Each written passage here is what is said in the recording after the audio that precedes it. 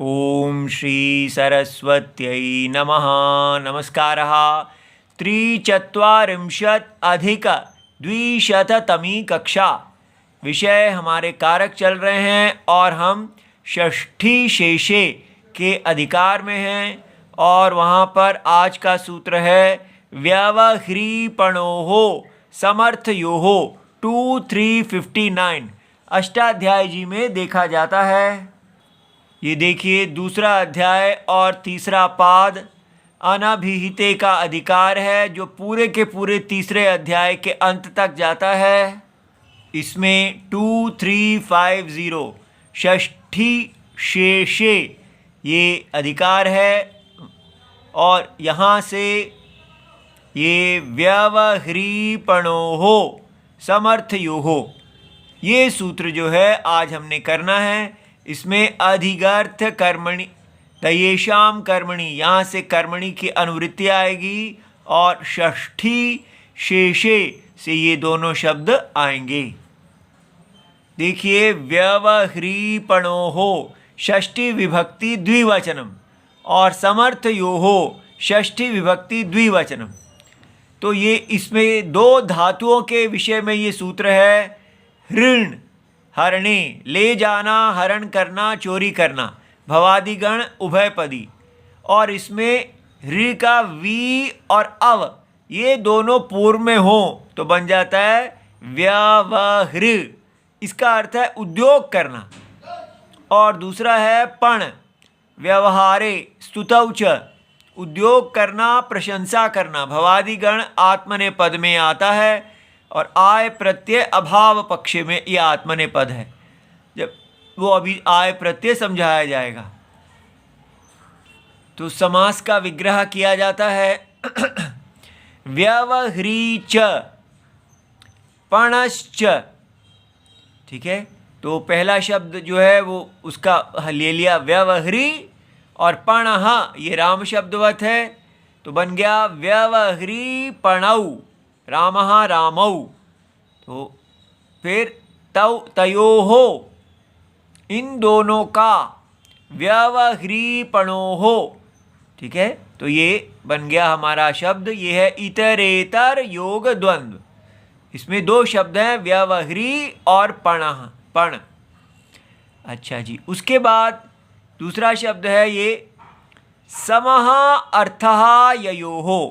ये संधि जुड़ के बन गया समो अर्थो ययोः। सम अर्थ है जिन दोनों का, एक जैसा अर्थ है जिन दोनों का। तयोः समर्थौ वो दोनों जो समर्थ वाले हैं।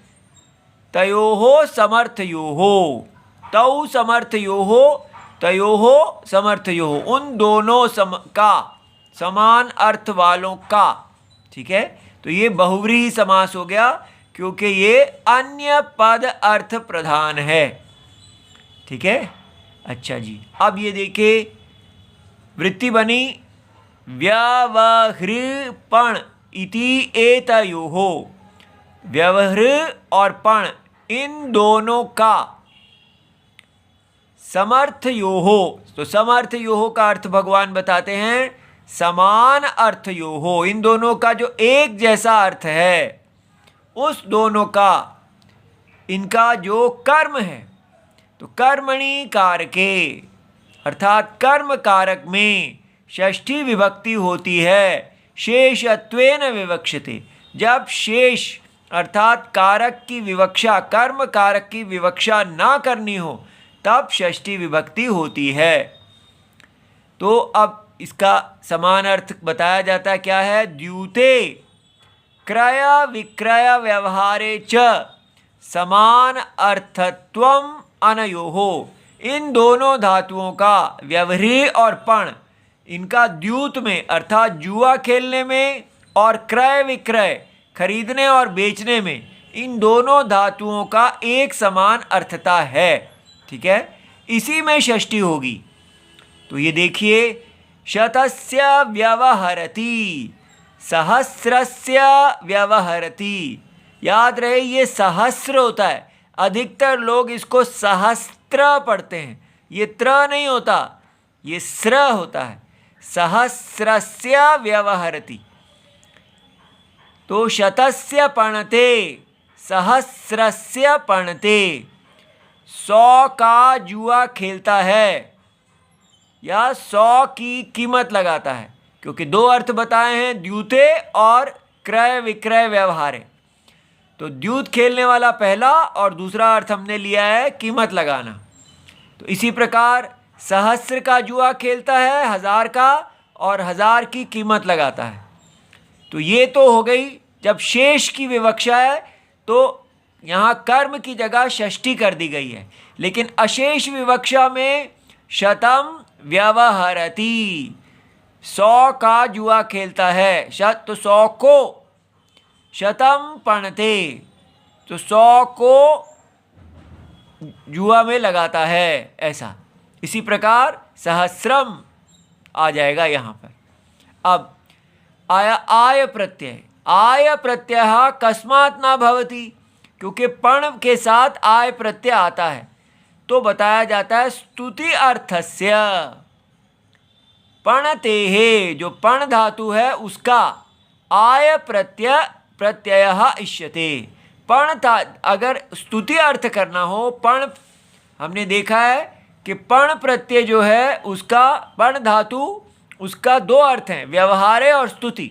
यहाँ केवल व्यवहार उद्योग करना लिया जा रहा है, स्तुति नहीं लिया जा रहा।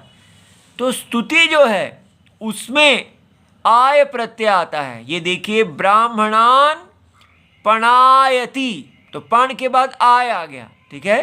तो इसका अर्थ हुआ ब्राह्मणों की स्तुति करता है, तो ब्राह्मणों को स्तुति करता है। हिंदी में हम की लगाते हैं, षष्ठी तब नहीं आएगी, तब यहाँ पर कर्म आएगा। इसलिए ब्राह्मणों को पूजता है, स्तुति करता, प्रशंसक करता है। और फिर है शलाकाम व्यवहरति। अब यहाँ शलाका क्या होती है? हाथी दांत या हड्डी का बना हुआ जुआ खेलने का आयताकार पासा टुकड़ा, ठीक है, उसको शलाका कहते हैं। तो पासे को फेंकता है। यहाँ पर भी क्योंकि पासा फेंकना है, इसमें षष्ठी नहीं आई है। षष्ठी वहाँ आएगी जब आप पैसा लगा रहे हैं, ठीक है।